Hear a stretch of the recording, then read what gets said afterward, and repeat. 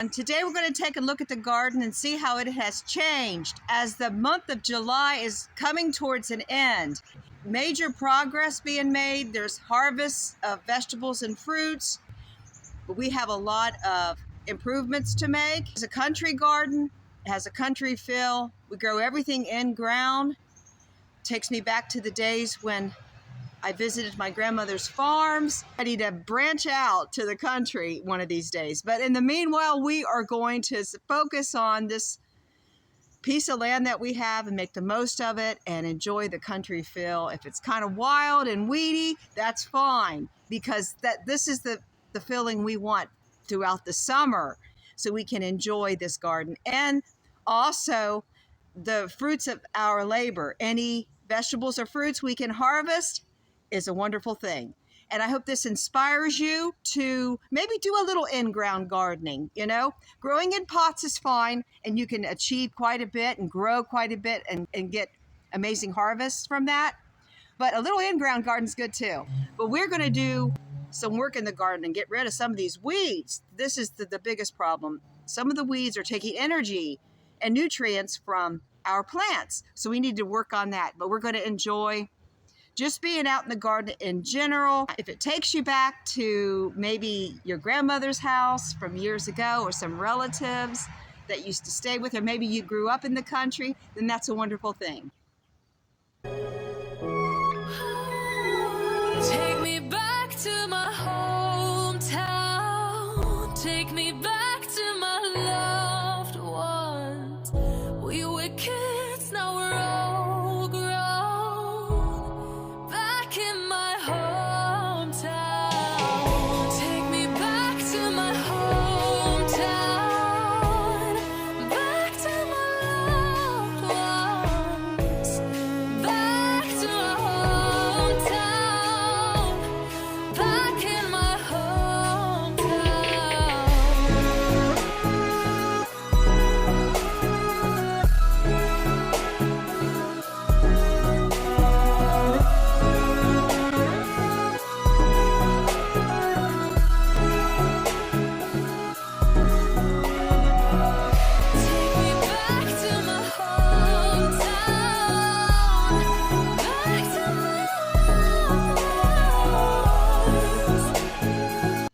The cottage garden is a hodgepodge of spent flowers and overgrown ground cover.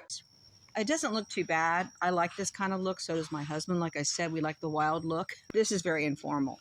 Someone who's more a professional gardener than me would like to move that. Lavender, because the aster is huge compared to it. I didn't know the aster was going to get so tall, I guess. I can trim down the aster. I got this marked down last year from Oakland Nursery, and I love the woodsy look about it, and so does my husband. It is different, let's say. It's kind of bushy. I never dreamed it would get so big. I think there were 2 plants, but I am amazed how this is expanded.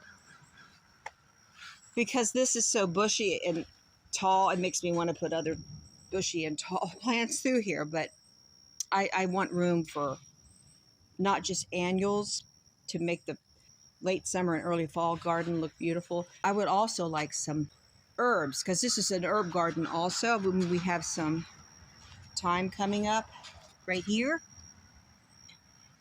Let me just get that weed while we're at it. There, we got rid of that.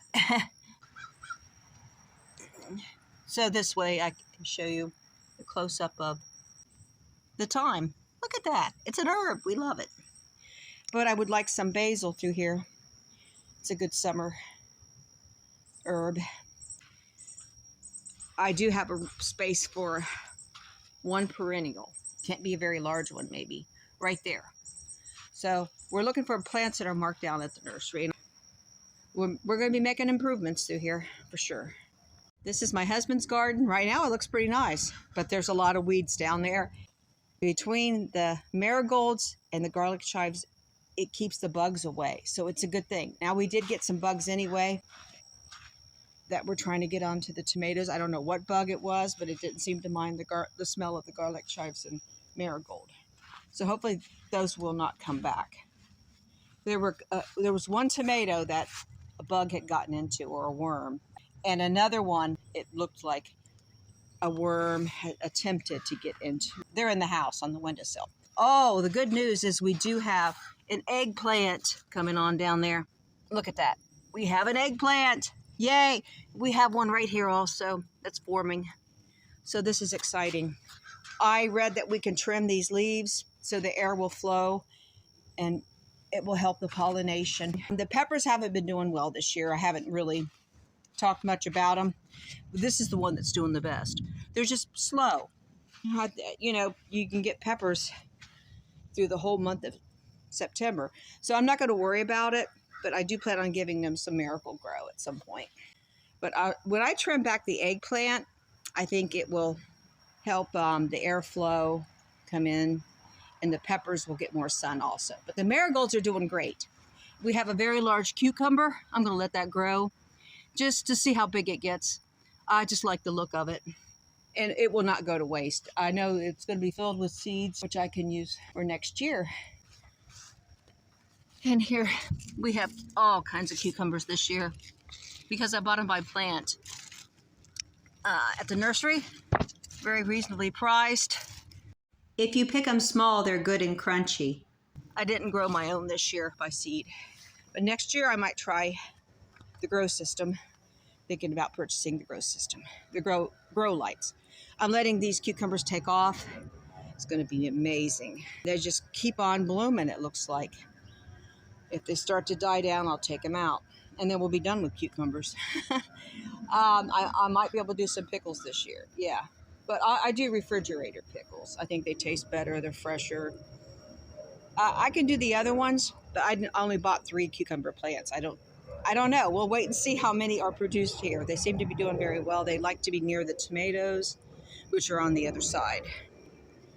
So the watermelon is doing fine. I'm just going to let it do its thing. It's going onto the fence, just like I thought. I might have to pull that milkweed out of there. Yeah, I think I will. I don't think those two are compatible with one another, but I don't know.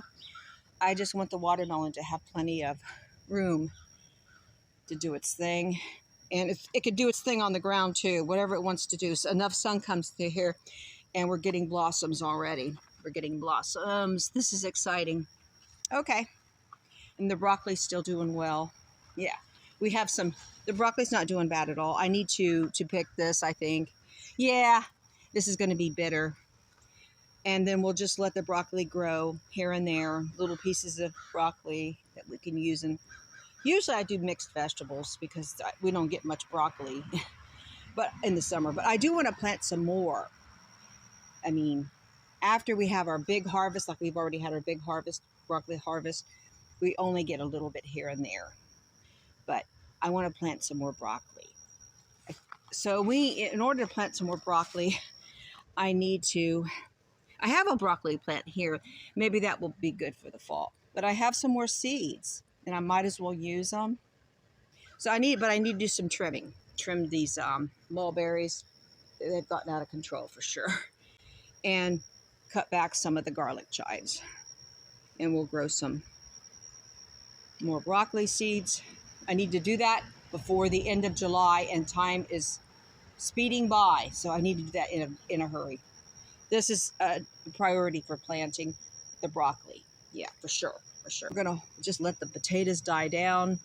And then as soon as they die down and start to fall on the ground, we'll harvest them. There's only 2 left here. I've already done the big harvest for these yellow potatoes. Of course, I have weeding to do everywhere you look. And so we may be laying down some paper. Here we have an area in the garden between the tomato and the cottage garden where volunteer tomatoes have fallen over on red onions that are growing. And this looks like a mangled up mess, of course. But my goal is to harvest the onions. They are ready to be harvested. Now, some are still very small. Those I can use for scallions. We'll eat those no matter what. We love the green tops also. But I need to pull back this cherry tomato. That's exactly what I'm doing here, and harvest those onions. So this is exciting to get that onion harvest. And while I'm at it, I'm going to pull the weeds and give this overgrown garden a more manicured look. Here are the few cherry tomatoes that were ripe and we harvested, but we have a whole bunch of green cherry tomatoes, and they'll ripen over time. And this is our first major onion harvest. I've harvested a few here and there, and we have another area in the garden where some are growing. But this is the largest harvest I'm going to get. And that's the largest onion I'm going to get too. They don't get very large, and we don't care. We like every part of this onion. It's absolutely delicious. And whatever we don't use, I use as compost in the garden. Like that brown part, I'll use that as compost. Along with the onion peel and skin. The cherry tomatoes are doing fine. I just leaned them over, and they're just wild. Yeah, like I said, they're volunteers, and there's some large ones there, larger ones, but most of them are very small. I'm gonna let these ripen so we can get some more cherry tomatoes. We use those in salad. I trimmed out the eggplant leaves until the bees started to attack me. And two of the peppers are doing pretty well. This one has a blossom right there. And this one is not doing as well, so it needs Miracle Grow and has a strawberry plant stilling, a wild strawberry, stilling nutrients from it. So this I pulled out of the way. I'll get the weeds away from this pepper plant right here. Pull some of those garlic chives too, just to give it a more space here for the pepper to grow. I think this looks pretty good. So this is the after, and it will be improved because I'm going to work on it some more tonight when the bees are not out. Because I almost got stung today, and I got stung the other day on my thumb. You need to be careful. In the middle of the day, they're usually out. And there seems to be more sweat bees and bumblebees than ever this year. And I'm starting to see some honeybees coming back, which is a good sign. I'm growing something that they really like. I can weed through here. I'm going to pull the large weeds, and then I plan on putting some paper down here. It's contractor's paper. You can use it just like cardboard. Here's what it is. And I just purchased it from Lowe's the other day. See, the pumpkin vines have really trailed off into the grass, so I'm going to lay contractor's paper down here also. I have to lift up the vines carefully without ripping them because the females usually grow at the end of the vines. Here's a female that's going to blossom soon, a female pumpkin. We have a larger one over here. And this one, I'm hoping, I didn't notice it this morning, but I'm hoping it got pollinated. There. It is a cloudy day. It's only in the early 80s. It feels great out here. So now's the time to pull the weeds in back of the daisies and right by the hydrangeas. We have weeds there all the time, and it's been going on for a long time. So I'm pulling the tallest weeds, and then I'm going to lay some paper down. And I don't want weeds there at all. And I want to fill it over with mulch on top of the paper, and it will wear down into the ground. So that's my plan. I doubt if I grow anything behind there. I don't like anything growing too close to the house. I've done that in the past, and it can make a mess on the aluminum siding. We were riding through the woods with our bikes. We got scared when it got darker at night, 'cause everyone was missing safety lights. So we tried to use a flashlight as a guide. And now I'm standing in an overcrowded train, picturing the times we had as children while the rain is pouring down the windows and the people pushed away. So I laid down another piece of paper, a couple more pieces of paper actually. This took longer than I thought. This took more time than I thought. But eventually I'm going to put mulch on top of this. Yeah, I'm going to do this when I go to the nursery. I think I want some heavy mulch.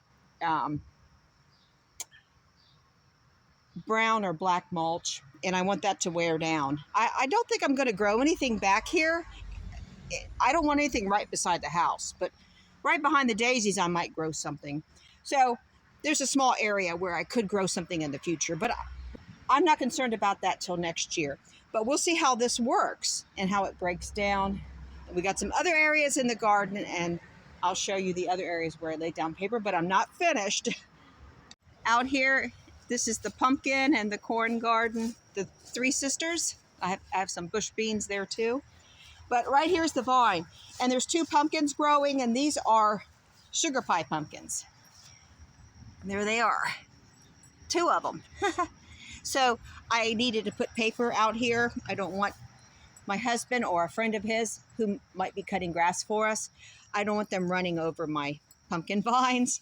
So, and then I put a brick down because the wind will blow this away and to weight it down.